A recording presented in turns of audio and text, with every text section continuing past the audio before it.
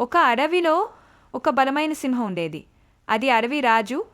దాని గర్జనతోనే ఇతర జంతువులు భయపడి పారిపోయేవి. అది కావాలంటే రోజుకి ఒక జంతువును వేటాడి తింటుంది. అందుకే అది ఎక్కువగా నిద్రపోతూ గడిపేది.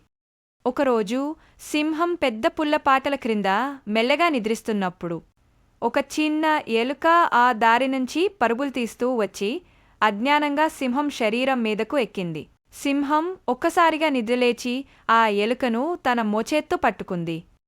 సింహం గర్జిస్తూ చెప్పింది, నిన్ను నేనిప్పుడు తినేస్తాను. ఎలుక భయంతో వణుకుతూ అరిచింది, రాజా, నాకు క్షమించండి.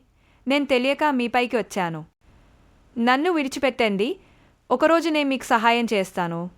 సింహం నవ్వుతూ అంది, నీవు చిన్న ఎలుక, నన్ను ఎలా సహాయపడగలవు? కాని చివరికి సింహానికి ఆ ఎలుకపై జాలివేసి దాన్ని వదిలేసింది.